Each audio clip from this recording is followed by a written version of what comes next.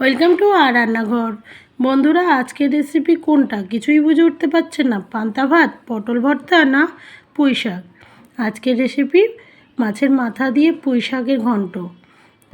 কিন্তু সকালবেলায় ছিল পান্তা ভাত, আর এই পুঁই শাকের ঘন্ট দিয়ে পান্তা ভাত খেতে খুবই ভালো লাগে, তাই আপনাদের সাথেও শেয়ার করলাম।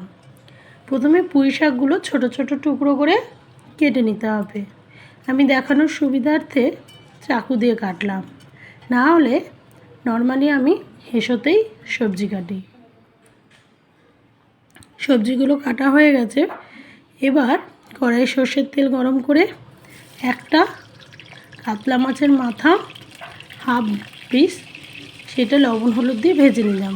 এখানে আরও মাথা ব্যবহার করা যেত, কিন্তু যেহেতু আমার এই সবজিটা আমার ছেলে মেয়ে দুজনেই খাবে, তাই বেশি কাটা হয়ে গেলে ওরা খেতে পারবে না, সেই জন্য আমি একটা হাফ মাথা ব্যবহার করছি। মাথাটা ভাজা হয়ে গেছে।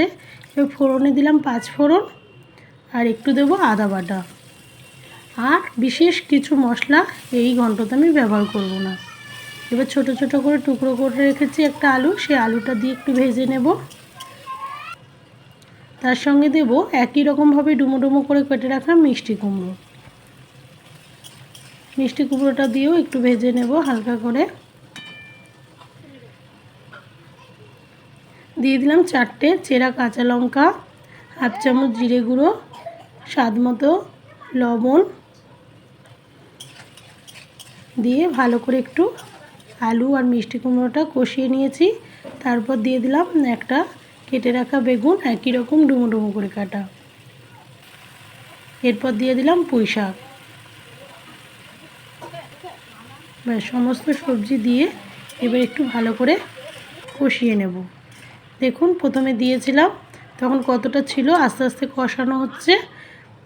এবার ঢাকা দিয়ে কিছুক্ষণ আরও একটু নরম হয়ে গেছে, আর একটু কষিয়ে নিলাম। এখনও কিন্তু আমি জল ব্যবহার করিনি। এবার একটু জল দেব সেদ্ধ হওয়ার জন্য। খুব বেশি জল ব্যবহার করব না, কারণ সবজিগুলো একটু গোটা গোটা হয়ে থাকলে খেতে ভালো লাগে, নাহলে একদম গলে গেলে কিছুই টেস্ট পাওয়া যায় না। দেখুন, সেদ্ধ হয়ে গেছে। এবার যে মাছের মাথাটা ভেজে রেখেছিলাম সেটা একটু দিয়ে দিলাম। বেশি ভাঙবো না, কারণ কাটা হয়ে যাবে পুরোটাই।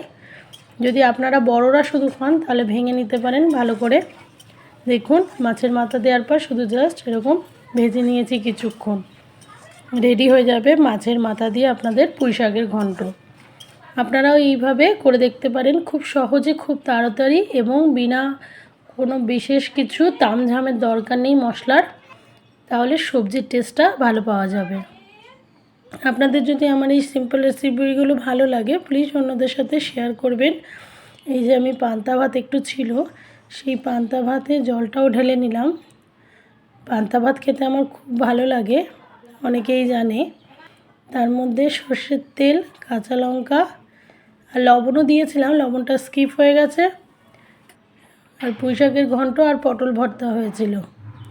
জাস্ট লঙ্কাটা ভালো করে মাখিয়ে নিয়ে পুঁই শাক দিয়ে পান্তা ভাতটা একবার খেয়ে দেখবেন, মুখ থেকে স্বাদ যাবে না। Thank you. ভালো থাকবেন, সুস্থ থাকবেন, আর আমার সাথে থাকবেন আপনারা।